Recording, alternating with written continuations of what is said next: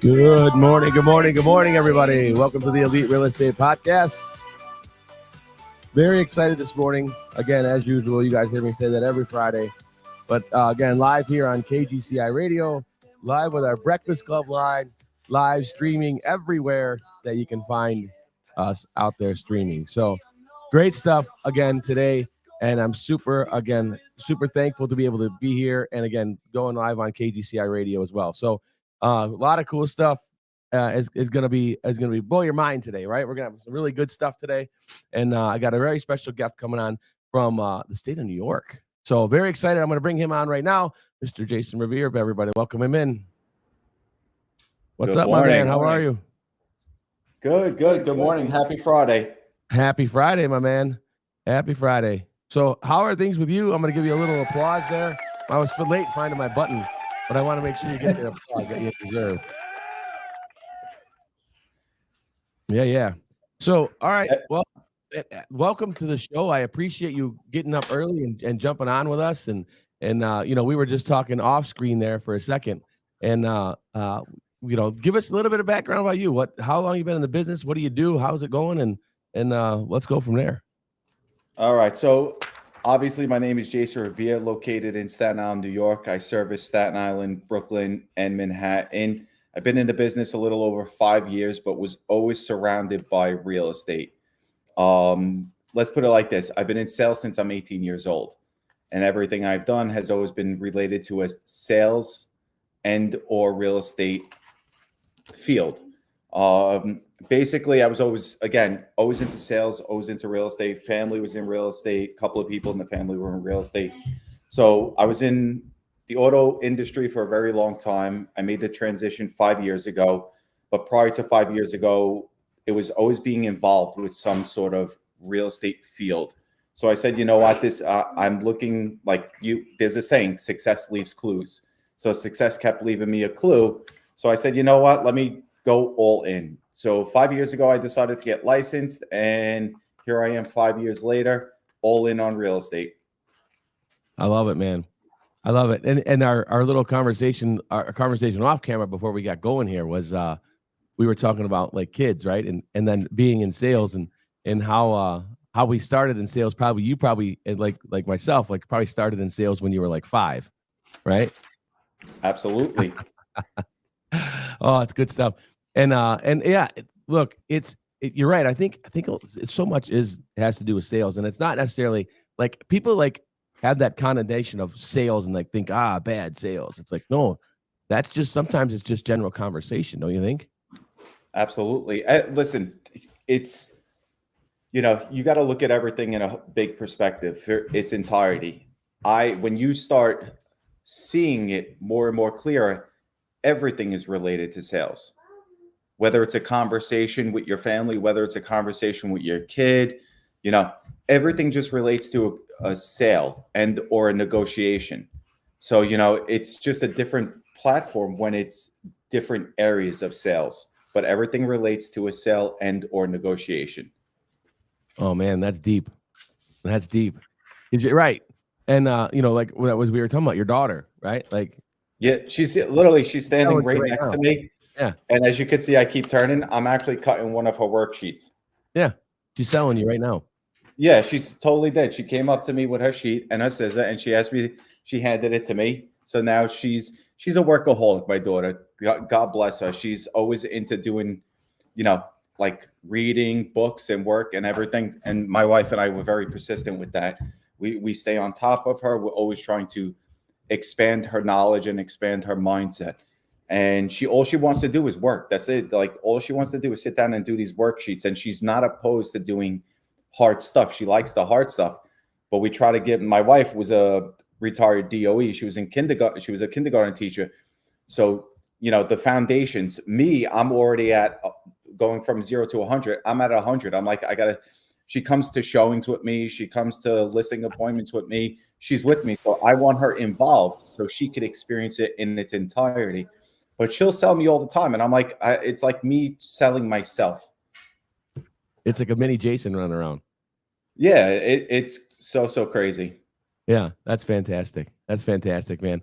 And so you are now you're really luxury, right? Like, I mean, is that like your niche is luxury? Is that where you're at?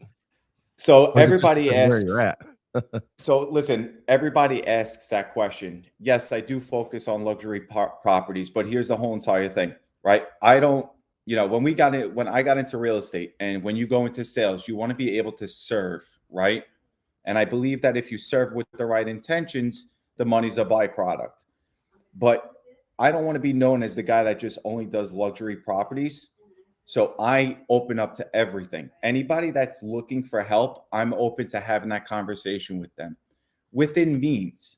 If it's in a different location or if it's a different type of residential or commercial property, if it's something out of my realm, I will send it off to somebody else. But I like to be able to be known as, it's real estate. So yes, I do focus on luxury homes, but I also do some commercial and I also do some other rentals because you know what? I want to serve people. I want to serve the public. It's not about, selling a three, four, $5 million house and then selling a $500,000 house. No, it's, you got to put it all in a basket, take the good, bad, and ugly, and then just work within those means. But I want to be able to help people. The goal here for me is to help people. So whatever that takes, whether it's a $500,000 house, $1 million house, or a $5 million house, I'm open to it. You know what I mean? I'm not going to shut the door on somebody and say, I only want to buy $1 million house, but you're only showing me $3 million houses. No, we're going to talk about the whole entirety. And I could dive deeper into that with actually one of my clients now, where we're bouncing from multi-million-dollar properties on the buyer side. And then him and his wife are sending me houses that are fixer-uppers. So every angle in that process, I'm explaining to them, listen, if you go with a fixer-upper, this is your ARV. This is what's going to take. This is what your expected time frame with delays is going to take. If you go for a more expensive house, you're getting what you want and you can move in and be ready. And we go through that on a daily basis to try to pull them, to find the right house. So to be open and straight, I'm a real estate guy. Yeah. Yeah. No, I love that. And I think that happens a lot of times when agents say they're luxury or, that luxury tag gets stuck in there. Because I've had plenty of conversations. Like I've sold luxury, right? Like that luxury thing doesn't stick, I guess. I don't know. But I always find it interesting because people then assume, and I don't know that it's the consumer. I think it's us as agents. They're like, oh, he just does luxury. You know what I mean? I don't think it's even the consumer. I think the consumers don't even understand what the heck the difference is for the most of it. But then I think that's the really cool part is then how that, how like you said, you got to do both. You got to be able to be like water, right? You got to be able to run on both sides of it and do more than just that. Exactly. When you're in sales and you're doing sales for such a long time. Now, keep in mind, I've been in sales since I'm 18, like W-2 employee, salesperson at 18 years old. You got to, exactly like what you said, you got to be water and you have to adapt. So the more you become adaptable, the more experience and the more knowledge you have.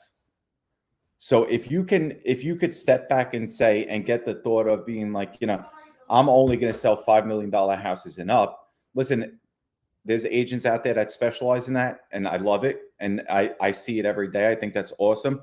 But this is just me and me alone. I want to help people. I want to serve people. And how I can do that is by putting my best foot forward with their intentions at hand and their goals in hand. Because one thing I believe, and I say this all the time, is that my clients' goals become my goals. And I get obsessive about my goals. I love that. And so and I want to stick on that because I got some stuff to talk about with goals too, right? But let me ask you this. So one thing you say, and this is one thing I coach and talk to agents about all the time, is we're here to help people. Like we're in a service business. And I think people miss that about real estate a lot. About like the general consumer. They just assume that we're just, oh, you guys just make money and but no, my whole job is to help people make the correct, I'm a fiduciary, right? Like that's our responsibility. Our responsibility is to make sure that we put our clients in the right situations no matter what. I'm so glad you talk about that, because I think that's one thing that, like, again, the general consumer, the person out there that doesn't know real estate, just assumes that, well, we're just in this for the commission and whatever else. But no, we're here to help. And I find that the more successful an agent like yourself, right? Like, you're a very successful agent. You got a very strong business running out in New York. And look, you're in New York, Manhattan, Brooklyn. You're not in an easy market where it's like, oh yeah, I just sell a couple houses, right? Like, you're in New York, you're in Brooklyn, the Manhattan, like, it's like not that's where Donald Trump, right? I mean, like, that's where we're at. And so for you to have that strong of a presence in a market like that, it's all about service. Am I right? Absolutely. There's a word that I look at, right, and I say it all the time. It's actually two things that stick in my head. It's setting the standard and showing your value. If you're knowledgeable and you can do and be adaptable and learn to help the public and serve, why not offer that to all different individual, why all different markets? It just doesn't make sense. It's like this.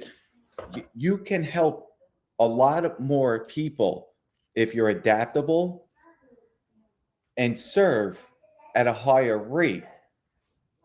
And then the other part about it is it's exactly what you said. Everybody speaks about the commissions. I listen, commissions are negotiable. We all know that, right? But one thing I've learned over time is that if you bring such a strong value and you know what you're doing and you're good at what you're doing, when you set your commission fee, your client will say, okay, no problem. Or they'll try to negotiate you with a little bit. Like, everything in life is a negotiation. And I'm up for negotiations. I love it. But you can't look at the money aspect of it. You have to look at serving the right way, because the money is a byproduct. If your service brings such good value and you can do more than the next person can, the money will be a byproduct, and the money will come to you. And that's attracting it to you by doing what's right. But look, man, it's that's the thing, right? Like, that's it. That's the thing is, the more, and again, like you said, you set your commission, right? Like, this is what I charge. Now, it goes back to you kind of hit on it a second ago too. Like, it's providing the value. See, when people see the value, they don't worry about the price, right? No Yep. one worries about the price. Like, there's a reason we buy, like, designer bags or designer clothes, right? It's not they're not the clothes aren't any better. Sometimes they are, but for the most part, like, it's not. You don't have a better material, right? It's the same damn thing, but I want that name, Name. right? It's the name. And that name holds a value to it because of its presence. Yep, man. Like, it sounds, it's that simple. It's deep, but it's literally that simple. Like, when the whole NAR thing came down in August and all that stuff was happening, like I told all of our agents, I said the same thing. Like, if you provide a value, right? If your people perceive that this value you're providing, outside of just opening a lockbox, right? If you're just opening lockboxes, anybody can do that. I mean, we can do it with our phone. You know what I mean? Like, I don't even have to leave the house. I can unlock a lockbox from wherever. But at the same point, but if I show up and I have notes and I'm talking you through a process and explaining how things work and being overly done with providing a service, then nobody even worries about what the commission is. Nobody even bats Yeah. an eye at it. I'll give you a perfect example. I went to a listing appointment about a month ago, and I sat down with the family. It was a very emotional experience. It's a good price point in a listing, right?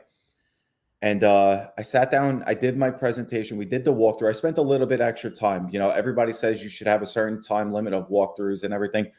But I feel as if you give a little bit more time in a walkthrough, you're building more rapport, Mm-hmm. right? And your relationships are getting a little bit stronger. And they see that you're not just rushing in there to get the listing and sell that property and focus on the commission. No, what I did is I walked in the house, we did the tour, we sat down, I walked around the house with them, and I showed them a couple of things about the house that they didn't realize was there. And you know what? When I deliver at the end of my listing presentation, when I delivered the keyword, what is your rate? They didn't say no. They said, okay, no problem. Yep. And When the value's there, no one cares. exactly. I think it's just going back to the basics. A lot of us get wrapped up in, what everybody sees, right? And then it keeps going and it keeps building momentum in your head. And I just think that if we stick to the basics, which is exactly what we were speaking about before, which is serving and doing right by people, then it's a no-brainer. Like it's just there. It happens naturally and organically. I love that. Yeah, it's so true. It's it's simple. It's not easy, right? I think that's one thing that people take for granted, that it is simple, but it's not easy. It's to serve, because now there's more pressure on me to serve, because now if I treat a client at a high level, now I got to treat the other client at a level. You know what I mean? I gotta continue to show up that way, right? So that's Yeah, why, consistency. yeah, yeah, and that's why I always caution people about social media. What you're putting out on social media is what people expect when you show up, right? So if you put out this, I'm client focused, I do this, I'm that, I take care of my clients, I have there's relationships, and you show up and you're a jerk, like nobody's gonna bite on that. You know what I mean? Like it's gonna be, people are gonna see how you show up. Well, I'm gonna make you laugh. Speaking on that, I had a I have an agent that I know, right? And he's located far east in New York.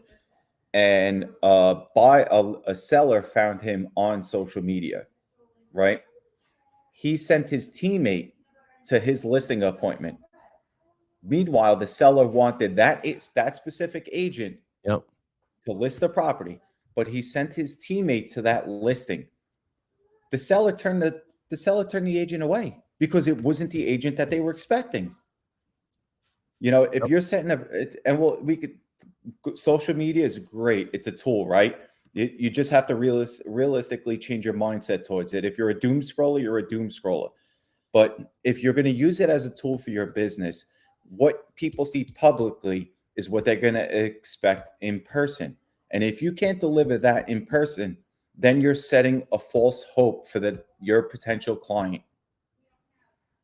And how are you going to serve that person the right way with those expectations? You know, it's be yourself. You know, who you Yeah. are at home is who you're going to be out in the field.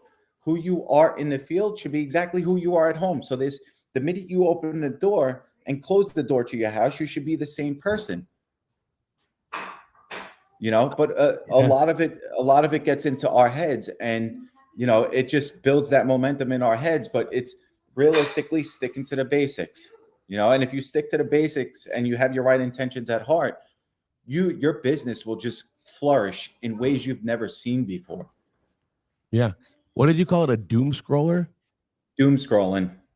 You just sit on your phone and you're scrolling through Instagram, mindless, numbless, and just keep you keep going. I love that one. That's gonna be that. I'm gonna have to put that one on something. That's a good, that doom scroller. I love that one. I love that one. Uh, so Tom said, "Love these guys." Good morning, gentlemen. Good morning, Tom. How are you, my man, Good, down in Florida? So we're good we're morning, covered. Tom. Yeah, we're covering the bases here. We've got 3 spots in the country covered right now. Um, and so let's talk about like your business. You said you're very goal oriented, right? Like, so how do you, what are your goals simple? Like, I just want to do more than last year. You want to double last? Like, what does that look like for you? Like going into 2025? So it ironically, going into 2025, last year I really didn't. One of the things I didn't really do is, and it's on me, and I'll be very open about and candid about it. Is I kind of pulled back from doing some networking stuff, right? Which is the purpose of me pulling back from that networking aspect was to focus on prospecting and building my business to gain momentum. Now, from 23, 24 to 24 to 25, my business 5x. Was that my goal? No, I wanted to 10x it. But you know what? I didn't hit the goal. So what did it do? It fired me up to go into 2025 to hit my goal. So when I sit down and I plan my goals, I do reviews year over year, just like every other business person would do, right? But now you got to sit there and you got to say, how am I going to change my business? I have to change. That's how I'm going to change my business. I have to change. So when I did my business plan for 2025, I knew going into it that I had to change myself, but keep myself authentic and original, but change in a way that I can catch that momentum and ride that momentum train. You know, I have goals for 2025. People look at me like I'm crazy, but you know what? Those are my goals. They're not yours. You have your goals, right? Yep. I'm very hard on myself. I beat myself up a lot because I have high expectations. So I set the standard high. So now going into 2025, my goals are what they are for a business. And then I have goals personally, right? But when a client comes up to me and gives me their goals take precedence over my goals, because you want to know something? If I could help that client fill their goal, get their goals, I know my goals will get filled on the business aspect. And then when I take the time for myself, I can then focus on my goals alone. So it's separating the both, but kind of marrying them together when it comes down to a person and personality. Yeah. And so when you're now, how are you tracking your goals? Are like, is in their CRM, or do you like, how are you tracking everything? I'm an old school person. I have spreadsheets. I love it. I have spreadsheets. I'm a geek when it comes down to spreadsheets. Even in my old industry, people looked at me like I'm a lunatic because we had CRMs and we had programs that would track our goals and track what our monthly statistics were. So in my previous industry, I used those systems and I implemented them into my business. So every month I'll look at it like, okay, so goal January 1, January 1st to March 31st, what's Q1 goals? And then what I do is I say, okay, when Q1 is over, what's Q2 goals? Right? And then when Yep. Q2 is over, I get Q3 goals. So I don't, the goal aspect is yearly goals, but I also do quarterly goals. It's kind of Got it. just a clean process that's going to work for you and your business model. But, you know, a lot of people say if you don't hit your goals, you kind of feel like crap. And, you know, I get it. But then one of the greatest salespeople of all time, Grant Cardone, said it: 10x your goals. Yeah. Even if you don't hit it, you still came close, right? It's better than 5x in your goals and you're not Yeah. hitting 5x. 10x your goals. Set goals so big that people look at you like you're so far-fetched. Like even family members look at you like you're far-fetched. That's their vision. That's what they think because they're thinking in a different way. Their mindset is completely different than our mindset. But you have to set your goals with the right intentions and just show up and be consistent. Consistency is the biggest key. And then the other part of it is discipline. You know, you're getting up at 5 a.m. to go to the gym to make sure, like we were talking about earlier, you know, I was supposed to be at a networking event in Western Long Island yesterday. For me to get to that event, it was a 2.5 hour drive. And the event started at 8:30 a.m., which means I have to leave my house at 6, which means that I have to get up at 4 to get to the gym. How am I going to do that? Okay, so I got to go to sleep earlier the day before. I didn't go to that networking event because I had business that I had to take care of, but that's my mindset. It's review, plan, execute. Simple steps, right? Review, Simple. It's the plan, basics. execute. It's Yeah. it's the basics. Yeah. And I like the, you know, how you explain it, like, because I'm a big thing about goals too, is you set them for the year, but then you have to break them down to like your quarter, your month, your week, your day, because if not, you get lost, right? Like if I can say, all right, I want to sell 100 homes next year. Great. What do I have to do today to get me to sell 100 homes? Like, because I have to know today, what do I need to do today? Right? It's Friday. I need to know what I should be doing today to sell 100 houses. I don't know how to do that. And one of the things that I had a conversation with GoGo not too long ago, And one of the things that she was talking about is this AI, and we kind of talked about this a little bit off camera, but how the goal setting prompts that she has for AI that help you set goals and then actually come up with an actionable plan for you to, once you set your goals, the AI will help you design this plan. It's insane. It's insane. So, but big on goals. So what, like, let's talk about it. You good talking about what are your goals? What's your goals for 2025? Your scary goals. Uh, so realistically, so put it like this. I set an expectation last year to do a certain number in production. I came shy of it. And the reason why I came shy is because, you know, other hands in the pot, let's just say. Yeah. I doubled those goals this year. So realistically, I like to be doing 20, 25 million in production this year. My last year production goal was 50 million. I was working on a few big transactions that kind of fell apart due to, behind the scenes situations. Yeah, 20, 25 million in production is the goal. And, it's going to take more out of me than anything else. And you know what? I'm all for it. Push my limits. Let's get past that. Let's set the bar so high that 2026 Jason looks at 2025 Jason and says, who are you? And where did you come from? And just keep setting that standard every year. 1% better every day, right? That's it. And always keeping, Tom just said the 12-week year. Absolutely. Yeah. And I'm pretty sure a few people listening will know who Ed Milet is. Ed Milet is, his podcasts are outrageous. Like, he's just on point and you can relate to him so well. But to bring up what Tom just said is you have a 12-week year, right? But you also have 3 days in one day.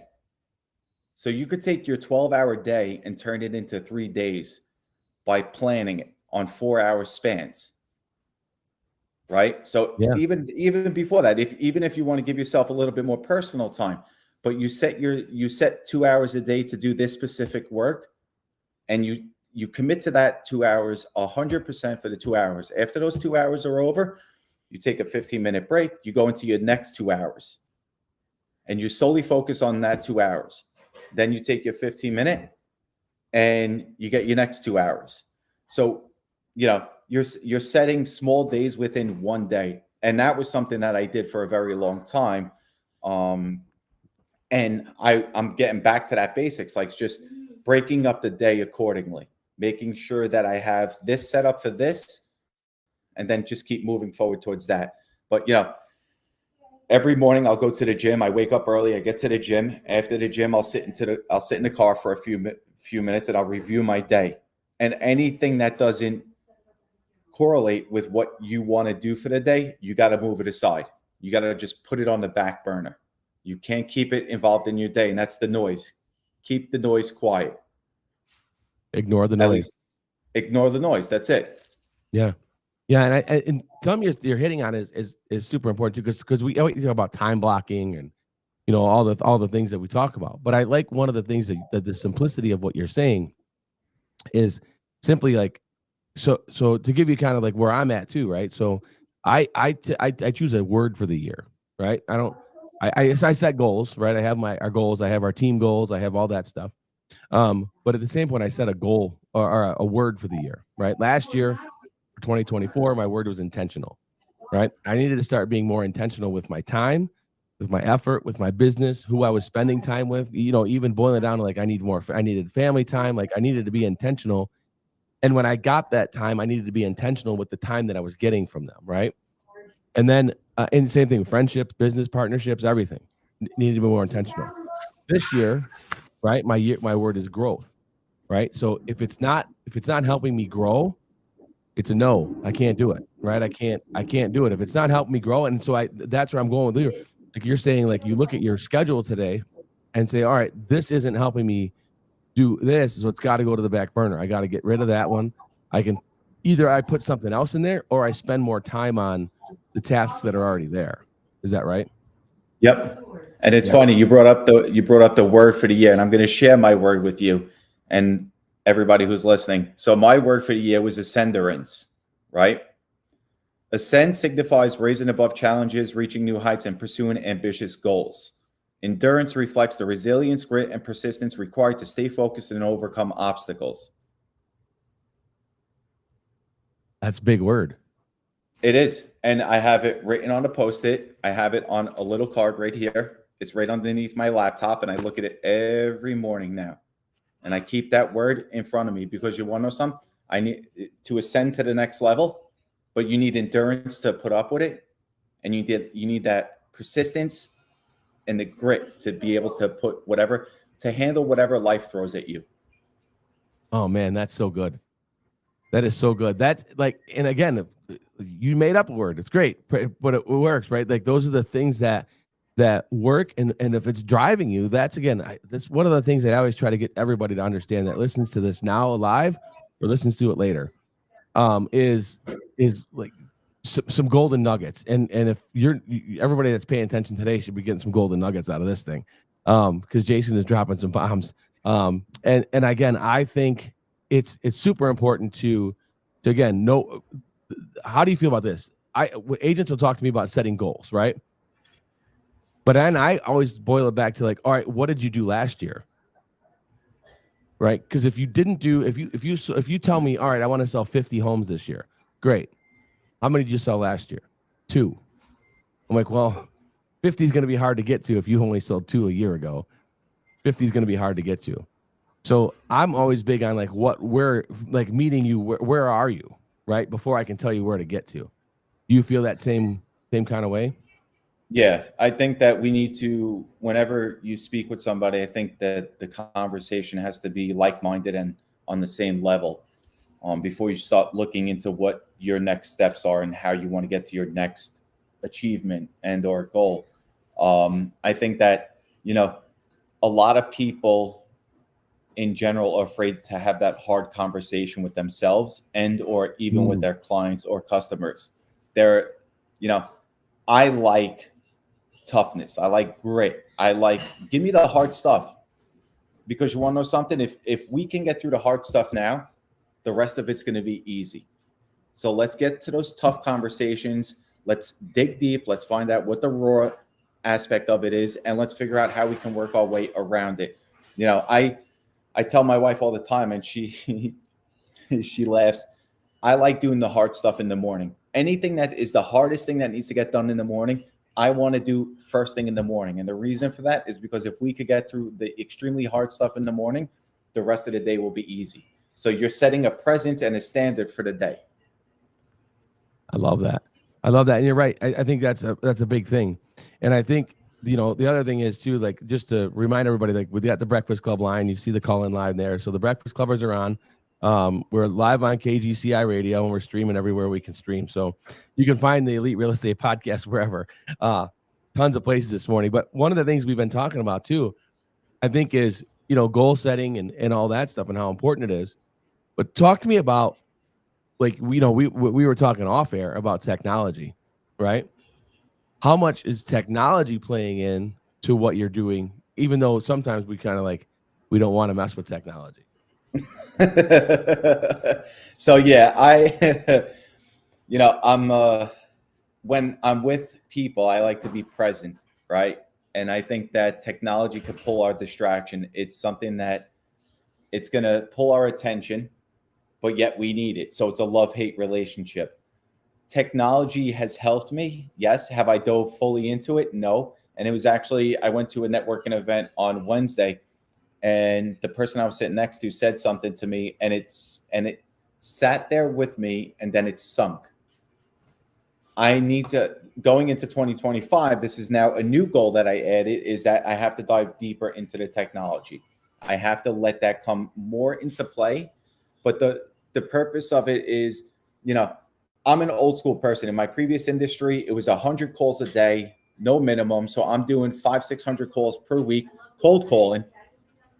But when I say I'm the old school way, is that when that person on the other line picks up the phone, I want them to know that they have a real human. Yeah. Not a robot, not an a virtual assistant. I think that because certain people connect with certain people. And if you're adaptable, especially if you're in sales, you know how to adapt. You know how to start to read people. You could get a feel from the conversation from the start. When you have an automated system, it's just an automated system. I think that if you're on a call with somebody, right, you could be more relatable. And I'll give you a perfect example. I did a cold call yesterday. The guy was an investor builder, has multiple properties on the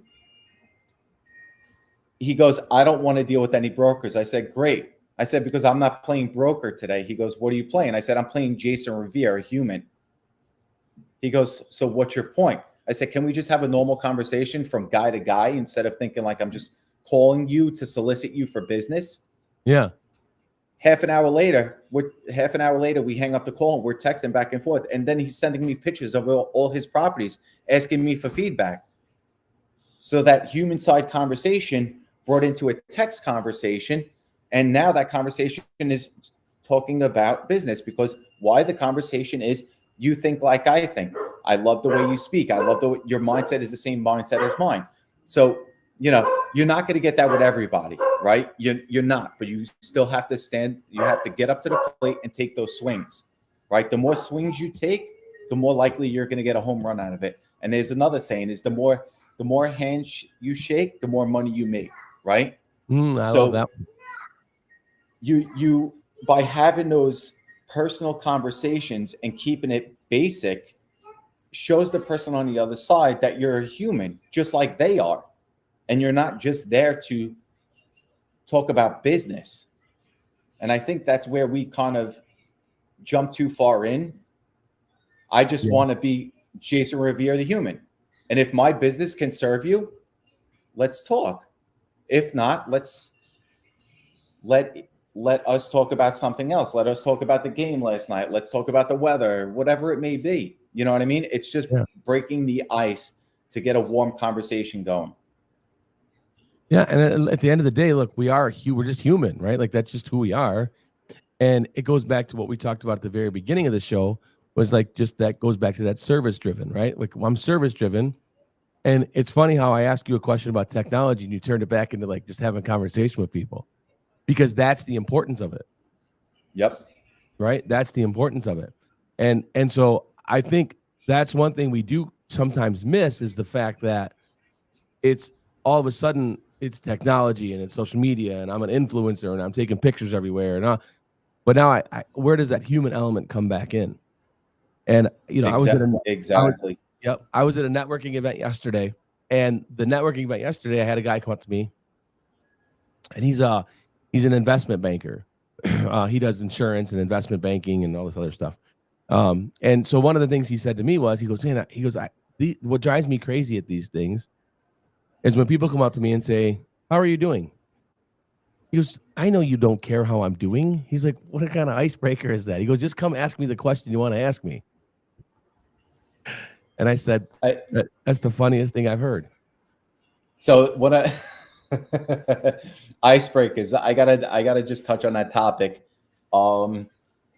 Whenever I do an icebreaker, I always do the most awkwardest thing. It's either a compliment or I do something funny, or I just want to you go after the most awkward thing in the situation, because that's what's going to break the ice.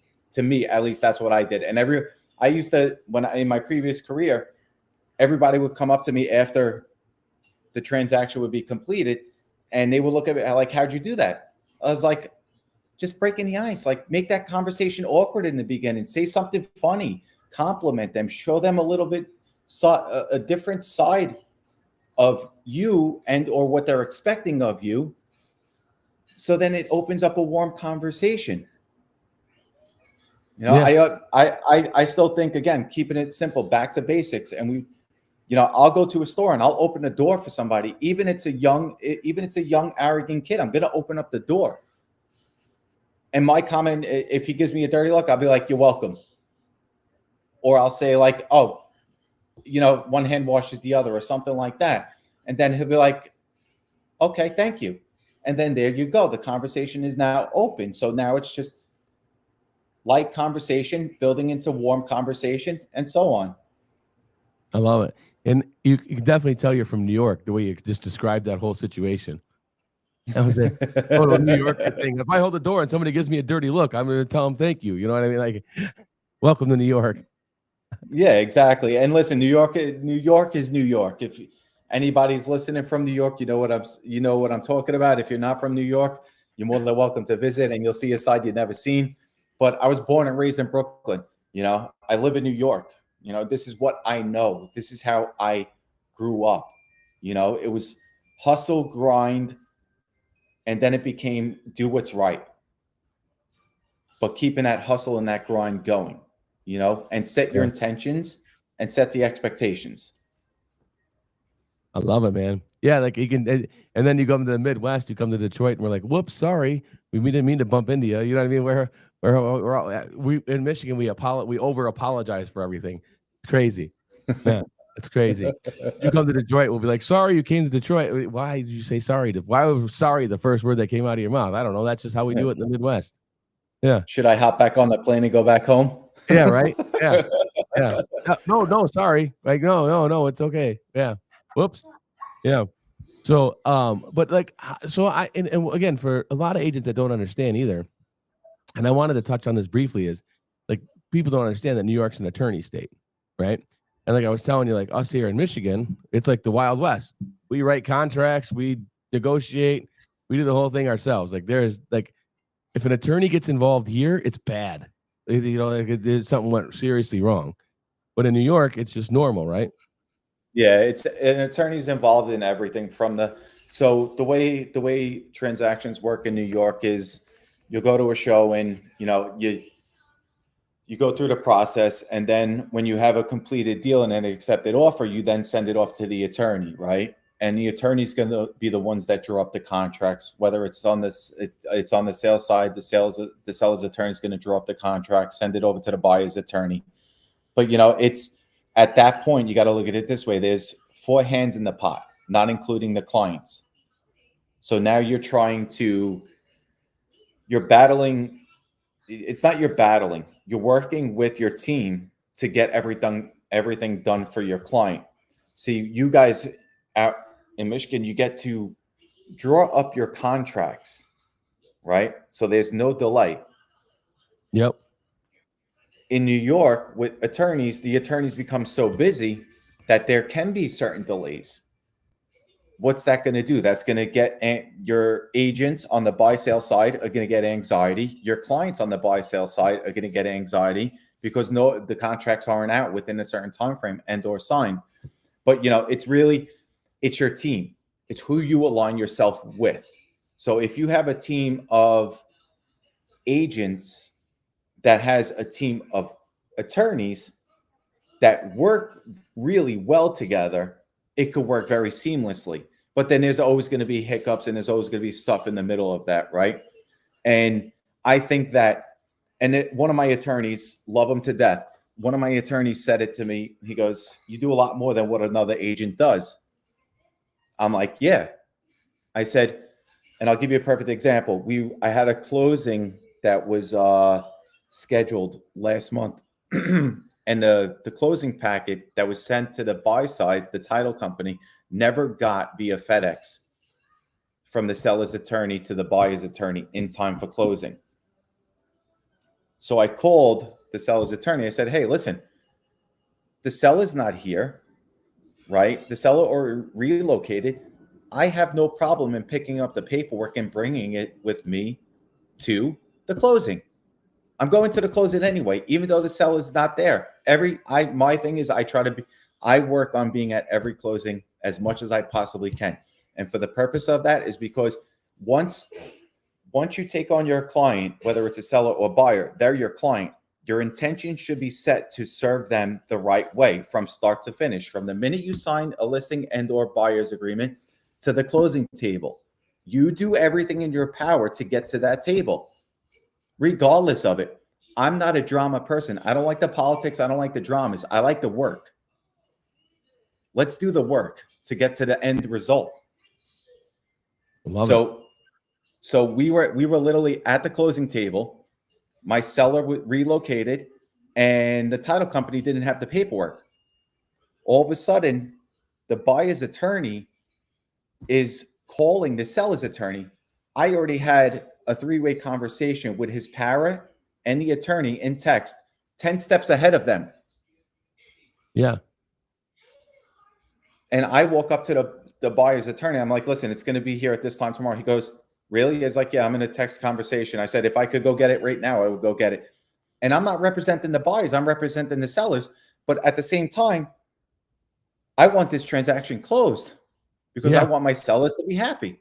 So what does it take? It takes more than what you're supposed to do to get to the end result. And I think that, you know, there's an old saying in my previous career where there's too many hands in the pot makes the soup go bad. Yeah. That happens. But you want to know something? As an agent, you're there to support that till the end. So however I can support that, and whoever that agent can support it till the very end, I think that's what it takes. I think going above and beyond, but, you know, set your expectations low, but deliver high. Yes. Right? Yes, like to me, it doesn't matter. And I'll give you a perfect example. I have one of my listings right now. I have a showing today at 12 o'clock. The buyer's agent texted me at 11:30 last night saying that we need to move from 11 to 12. She never expected a response. I heard my phone vibrate. I said, 12 is fine. I'll see you at 12. She goes, you're texting me at 12 o'clock. And then I was working with another client last night doing some property hunting. It was 8:30 at night. My daughter was sleeping. My wife was laying down with my daughter. And I'm up on my computer. And she texts me. She goes, I don't expect you to be up at this point and or working at this point. I said, don't worry. I'm still digging. She goes, are you kidding me? I said, I'm not going to stop until we get to the goal line. Now, I know, and listen, I know this from being in sales a long time, that there comes a time that you need to step away from your business to focus on your family, right? Yeah. But you can have a system and or process to do that too. You know, there's a midpoint. So I'll give you a perfect example, right? My wife just left for work at 8 a.m. She'll be back at 12 o'clock. My daughter's going to come to the showing with me. My wife wants to go to the gym after she goes to work. I said, no problem. Jolie's going to hang out with me. She's going to come to the showing with me. And after the showing, it's only another half an hour, 40 minutes of me being with her. I love spending time with her. I get to teach and show her what I'm doing so she could absorb it, go to the gym. And after the gym, you come home and the rest of the day is for me to put my work in. So what does that take? So if my wife's going to work from 8 to 12, I'll get up extra early the same day, go to the gym extra earlier so I could put a little bit extra more time before she leaves for work, so that I already have a jump on the day. It's like what we were saying earlier. It's getting the hard stuff done early in the morning so that the rest of the day is easy. Yep. And Chris wrote in there, everyone needs their own attorney. Buyer, seller, or lender, it could be interesting with communication. Back to your point, right? Like too many hands in the pot. Absolutely. Chris, I couldn't agree with you more. You got to have that team of attorneys on all aspects that you feel like you just flow with. Like, you know, it's a flow state, right? So when you're in flow state, everything is working seamlessly. So if you have your team aligned with the right people, that flow state is just there. You know, I'll give you another perfect example with another attorney that I work with. You know, I told him, I said, listen, I need this contract done out in 24 hours. 2 hours later, the contract was out. Yeah. And he shot me a text. He goes, Jay, the contract's out. And I'm like, I said, within 24 hours, not 2 hours, dude. He goes, no, I got you. Don't worry about it. He goes, we work very well together and I want to keep that going. See, that's the thing. I think that, and it kind of goes back to what you were saying too, about like, so you get up the days your wife's going in, you get up early.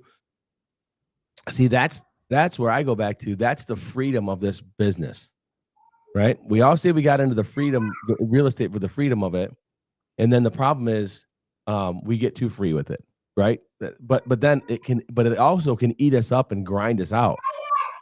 If you don't have, like you said, like this is one of the things I always liked about real estate, right? So my boys are older now, but when they were younger, like I could take them to school in the morning, right? I could just push my morning back, right? I was always a 9 to 12. That was always my dial time. But if I wanted to take them to breakfast and have a little time with them in the morning, I could. I could just push my morning back and do 10 to 1, right? But I knew I still had to do that 3 hours, but I could flex that time. I didn't have to, be so regimented with, like, to your point, right?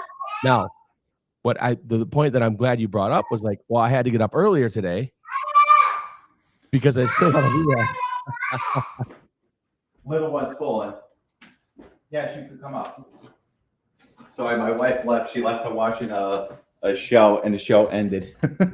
Well, the show ended. You got to get something on for her, man. Like you said, she's the salesperson. So you got to get something going for her down there. Absolutely. Yeah. But no, I think that's like you brought up a very good point. It's the you can when your wife gets back, then you'll have the rest of the day, but you have the freedom to do that. But then that's where the importance comes in of having that discipline to still do the things that you need to do. You can just move the times around, right? But you're That's still it. going to do the things you're going to do. Yeah, I mean, and this let's revert back to the goals, right? So we were talking about goals for the year, goals for the quarter, goals for the week, goals for the day. If you still have those goals for the day, I believe that those goals need to be achieved. So whatever you need to do to get those goals done for the day, you're going to do, And me, I like to a few of my wife's friends always my wife's friend called me an overachiever because if I have, let's say, 10 tasks to do for the day, I will push past the 10 tasks and I'll do 12, 13, just because I'm getting a jump on the next day. And I think that, no matter what the time frame is, you have the flexibility to make that work for you. That's a few of the reasons why agents get in the business is A, obviously because they want that high income, B, because the flexibility. But what they don't realize is that when they go into this industry, you're running a business and you have to do what you need to do to run your business, but you still have to take that time, you know what I mean, to adjust and recalibrate your day accordingly. Yeah. And it's, again, it goes back to the importance of setting those goals and setting your task. And look, I've been called worse than an overachiever. You know what I mean? Mm-hmm. And I believe it. I thrive off of that. I love Yeah. being called those things. And you want to know why? Because it puts me at a different level. You know what I mean? Yeah. Yep. Yeah, no, man. And that's the thing. Like I said, you're in a market. And again, like how many real estate agents are in where you're at? With Manhattan, New York. Oh, Like, oh my God. This was brought up on Wednesday at the networking event. So Staten Island is flooded with agents. New York alone, if I give you an idea, just within eXp Realty, we're just below 2,000 agents. But if you go within New York, you're substantially a lot more than that. So it's a very competitive market. And I think that that's where you have to stand out. That's where you have to be different. Ryan Serhant said it perfectly: create your own market. yeah. And that's something that has stuck with me, is to create your own market. So if you want to stand out, you're going to have to create your own market. So what are you going to have to do that's different? When you're in a flooded market with agents, what can you do differently? And that's where you have to stand out. I love that. And he's right. Like, I mean, like, it's competitive everywhere, but I know New York's crazy. But at the same point, it's people always worry about like market share too, right? Like, well, there's, I see so and so's name. I see Joe Smith. He's a realtor here, and I see his name everywhere. I'll never be able to get into that neighborhood. I'm like, well, how much in that neighborhood do you think he moves, right? Like, if you had 30% of a market, you're just destroying it, right? I mean, you're killing it. Well, there's 70% left over. You know what I mean? Like, go get your own. Like you said, like you got to create your own market then.